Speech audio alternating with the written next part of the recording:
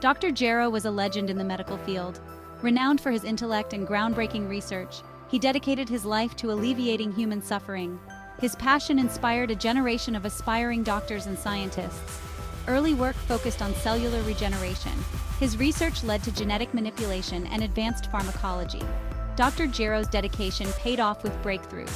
He became one of the most respected scientists of his generation. Despite his success, he remained grounded and empathetic. Dr. Jero's crowning achievement was the development of Resurgex. It was a revolutionary medicine with the potential to cure previously incurable diseases. Resurgex targeted damaged cells and regenerated them. It held the promise of reversing the effects of aging and disease. Initial clinical trials were astonishingly successful. Patients with terminal illnesses went into remission. The elderly regained their vitality. The world marveled at Dr. Jero's creation. He was hailed as a miracle worker. The media couldn't get enough of Resurgex.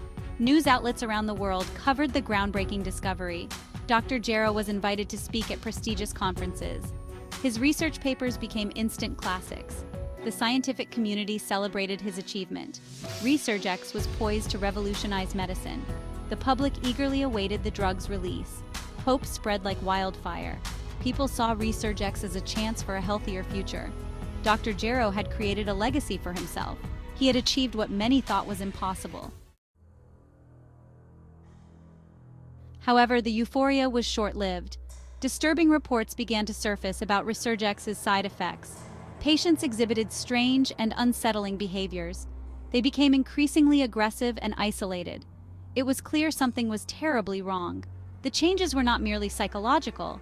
The patients developed superhuman strength and speed. Their bodies seemed to be operating at an accelerated rate.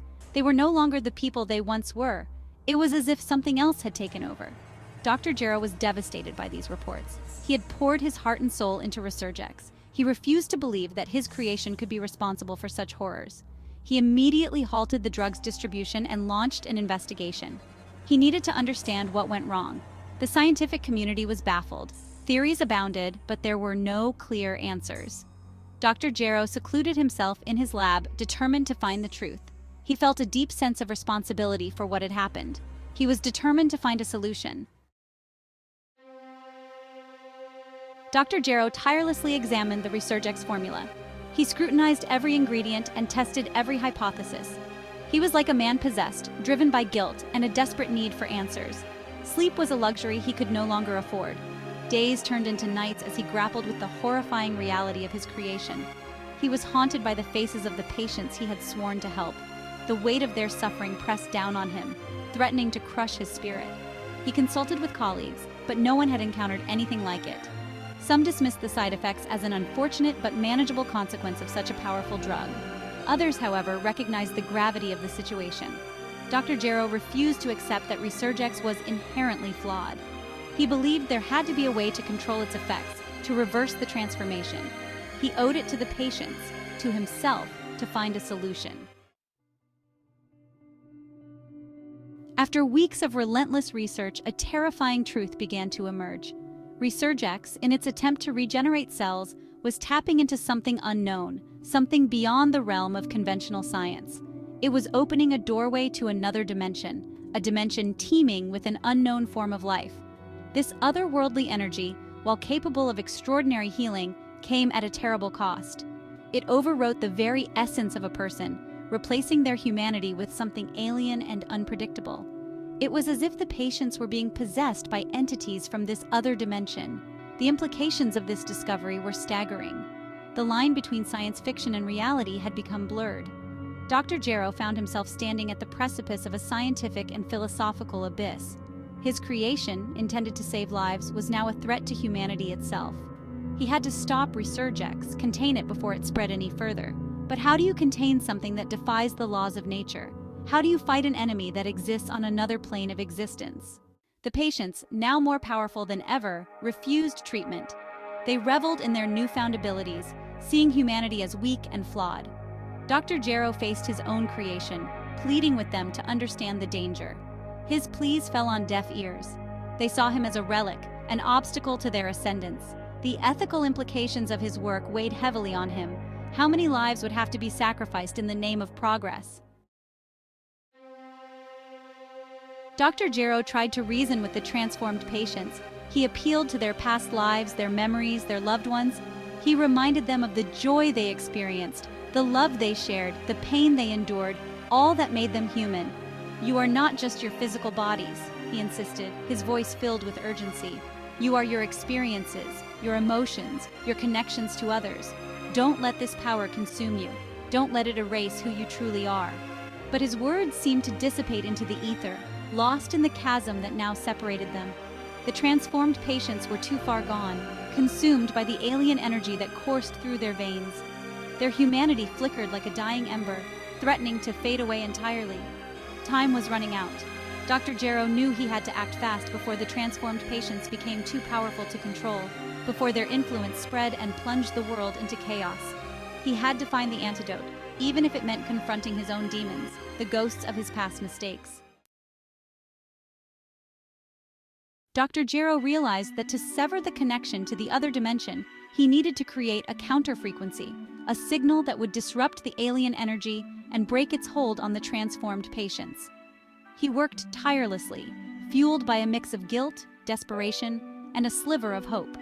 He delved deeper into the mysteries of quantum mechanics, exploring the very fabric of reality itself. His research took him to the fringes of scientific understanding, forcing him to confront his own limitations.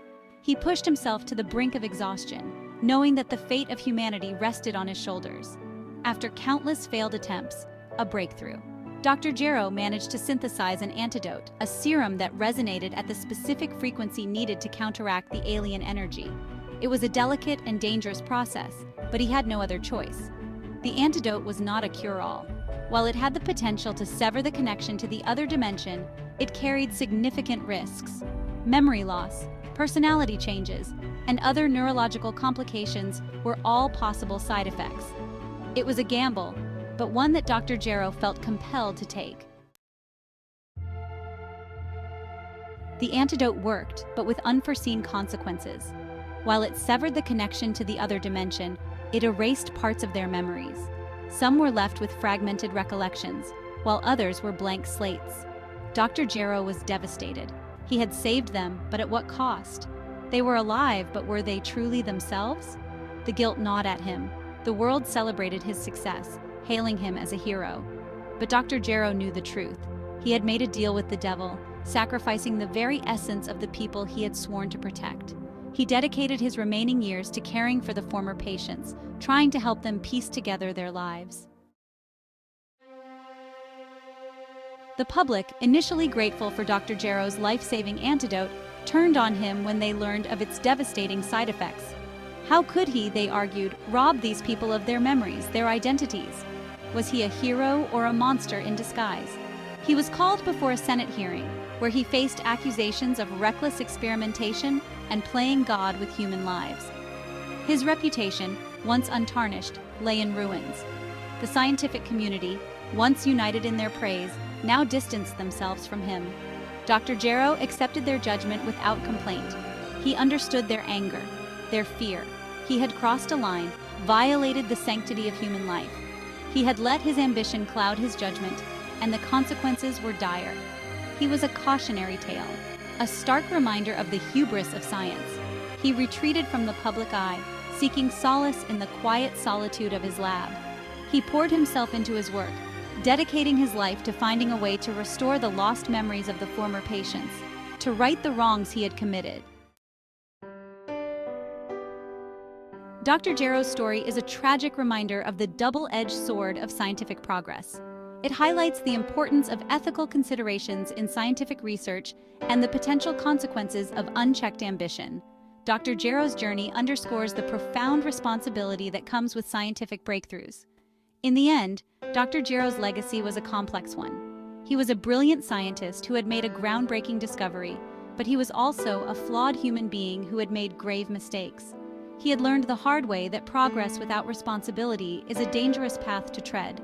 His story serves as a warning to future generations of scientists, urging them to proceed with caution, to consider the ethical implications of their work, and to never forget the human cost of scientific advancement. For in the pursuit of knowledge, we must never lose sight of our humanity.